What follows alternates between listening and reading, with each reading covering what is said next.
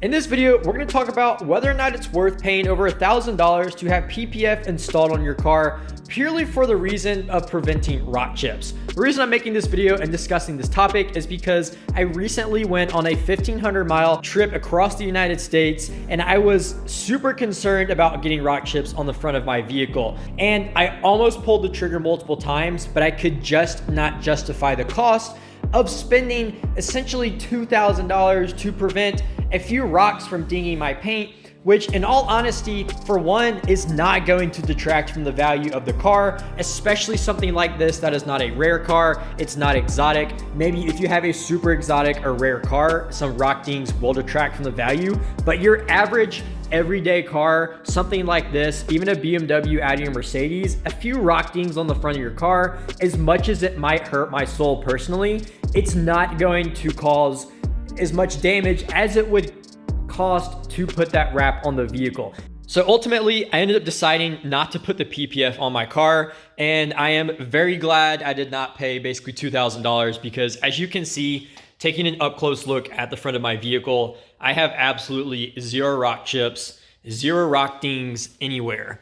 And I'm just gonna, in case you guys don't believe me, I'm just gonna continue to go around and show you the front of my car, especially these lower areas, which would be the most susceptible places to getting rock chips and rock dings. Again, working our way across the front of the hood. Please ignore the swirl marks in my car. It was like that when I bought it a year ago. I just haven't taken the time to do a paint correction. And then coming down to the headlights over here. Again, just showing you guys this right side. That is a bug splatter right there. That isn't a rock ding. Now, we did suffer 2 rock chips from this drive, and they were these 2 little specks down here. So you got this one right here, and then I think there was another small little chip right here. And, oh, and one more right here.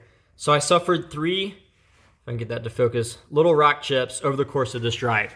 And they're on the very bottom of my lip, and you literally can't even see them unless you're down looking at the car from underneath.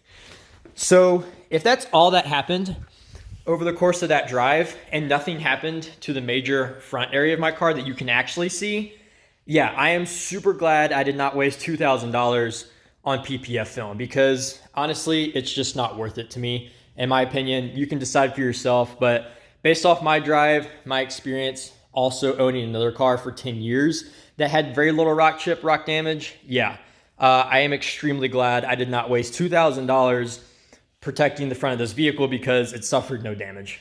Now, since we're on the topic of PPF, I did want to offer up a temporary paint protection film solution, if you will, for those out there who are like me and you want to protect your car from rock chips, but you don't think it's worth paying the $1,500, $2,000. So let me offer up that suggestion, what I have for you right now. So this is 3M automotive masking tape that you can essentially use as a temporary paint protection film. I would recommend doing 2 layers of this because I threw rocks at it and it went through it with one strand. 2 layers seem to do pretty good. If you want to be really safe, you can do 3 layers, but you can leave this stuff on your car for up to 5 to 6 days. At least I did it on my car, and it left no sticky residue or adhesive on the car's surface. There's a lot of stuff like track armor and things on Amazon that is essentially a temporary paint protection film, but the problem is there's a lot of negative reviews on those that talk about how it leaves like really horrible sticky adhesive residue on the car when you go to take it off. This stuff, not the case. Now, obviously it's not as strong. It's masking tape. It's pretty thin. That's why I said double it up, triple it up. But you know, it's not going to take you more than an hour to tape up the front of your car and put this stuff on it. Like I said, I left it on my car for up to 6 days, 5-6 days. I took it off. No adhesive residue, didn't damage the paint, came right off, was super easy.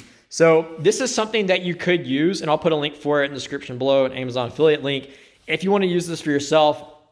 And I had actually planned to put this on the front of my car when we went on our trip, but I totally forgot, got distracted, had some things going on. But yeah, I just want to share, thoughts on if you're someone like me who can't justify paying $2,000 for paint protection film, but you are concerned about potential rock chips on a short drive and you just want to put something temporary on there, this is a good option. So, just some little tips of things you can do to alleviate rock damage when you're driving your vehicle. Don't tailgate people. I set my cruise control on this vehicle to the furthest possible limit when I was driving on my trip. And again, just showing you guys, there are no rock chips. There is no rock damage on the front of my car. Like I said, there were those 2 spots over here, but that's literally it.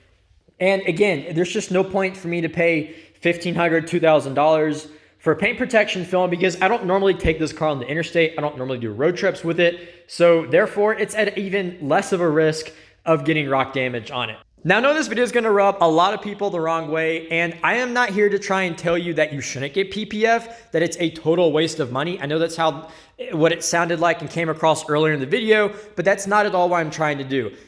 Ultimately, at the end of the day, it is a personal you decision. I am just simply sharing my honest, down-to-earth opinion and thoughts on PPF and why I personally don't think it's worth it for me, but you can decide for yourself if you think it's worth it for you.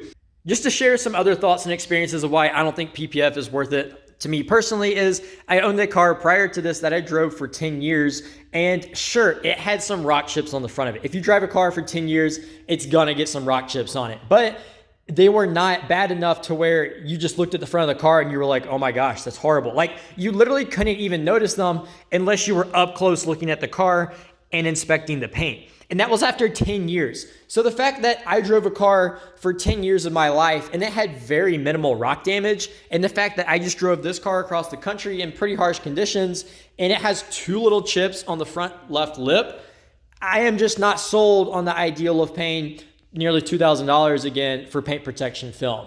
And like I said, this video is just me trying to help anyone else out there trying to decide if paint protection film is worth it for them. So to wrap up this video, guys, ultimately at the end of the day, when it comes to PPF, it's your own personal decision. Me personally, I do not find it worth it to put on a ordinary car like this in which having some rock chips is not going to detract from the value of the car at all.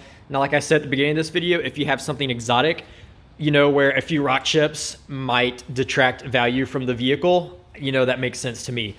Also, if you just have the money and you don't want any rock chips on your baby, I totally get that as well.